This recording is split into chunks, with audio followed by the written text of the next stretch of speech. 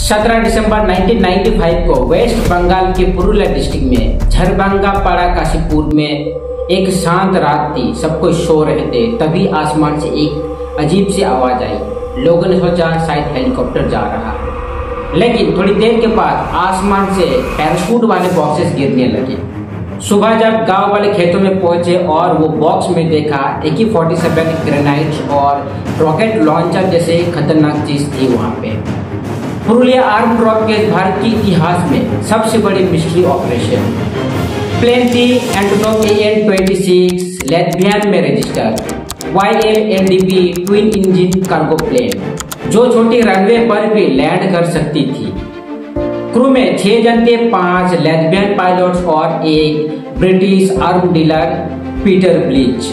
और पूरी ऑपरेशन के मास्टरमाइंड थे डेनमार्क का आदमी नेल हॉक्स, जिनको किम डेवी के नाम से जाना जाता था। और उनका कहना था ये वेपन आनंद मार्ग स्पिरिचुअल ग्रुप के लिए भेजे जा रहे थे, बट ये बात कभी प्रूव ही नहीं हुई।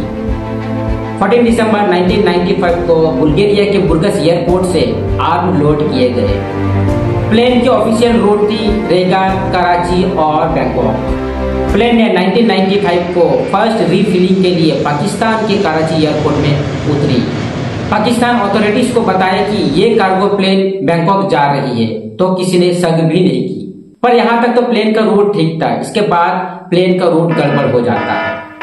जब यह प्लेन इंडिया के लो लेवल एल्टीट्यूड में घुसा और इंडिया के रडार ने इनको डिटेक्ट किया, लेकिन ATC ने कंफ्यूज होकर के इस कार्गो प्लेन को इग्नोर कर दिए। तब रात के 10:30 बजे पुरुलिया के गांव झलदा, मारामो, बेलामो और कटंगा के ऊपर बॉक्सेस गिराने लगे और विलेजर्स ने देखा पैराशूट वाले बॉक्सेस गिरते हुए। बॉक्सेस के अंदर थी राइफल और ग्रेनेड्स। जब सुबह पुलिस वहां पहुंची, 47 वेपन भरी बॉक्सेस को कवर की। 300 से ज्यादा AK-47 rifles, 20 rocket launcher, anti tank grenades और 25,000 राउंड ऑफ एमो। ये वेपन इंडियन आर्मी के लोकल बेस में भी नहीं थे। पुरुलिया के ये गांव एक वार जोन बन गए थे। ये बॉक्सेस को ड्रॉप करने के बाद ये प्लेन सीधा साउथ डायरेक्शन में गया।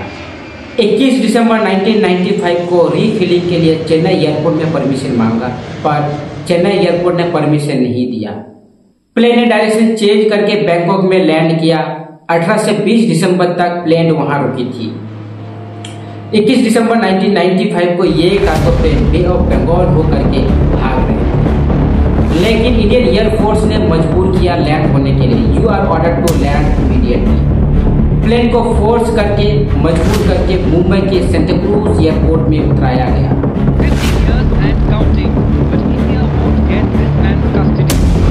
Danish national Kim Davy, the mastermind of the night. सभी क्रू मेंबर्स को अरेस्ट किए गए। 5 लेथबियन पायलट और एक आर्म डीलर्स पीटर ब्लीच और किम डेवी वहां मिसिंग थे। वो थाईलैंड में प्लेन से उतर गए थे। फिर किम डेवी ने डेनमार्क से बोला ये ऑपरेशन इंडिया के पॉलिटिकल लीडर की रिक्वेस्ट पे हुई थी, मुझे अंदर से परमिशन मिली थी। क्या ये सच था?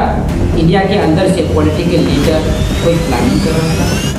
CBI ने आनंद मार्ग लिंक को इन्वेस्टिगेशन की, पर कोई प्रूफ नहीं मिला, सुराग नहीं मिला। पुरुलिया के केस के बाद इंडिया ने अपना रडार सिस्टम को स्ट्रॉन्ग करना शुरू किया। साल 2000 में कोर्ट ने परमिशन दिया सभी क्रू मेंबर्स को जिंदगी भर जेल में रहना पड़ेगा। 2004 में यूके के प्रेशर में पीटर ब्लीच को रिलीज किया गया, लेकिन किम डेवी अभी भी फ्री डेनमार्क में घूम रहे हैं।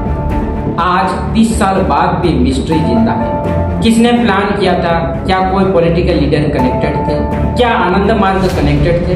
और किम डेवी को किसने कवर किया था? और CBI का केस अभी भी पेंडिंग है। लेकिन भारत ने सीखा सुरक्षा में छोटी सी गलती भी दुनिया को तबाह कर सकती है।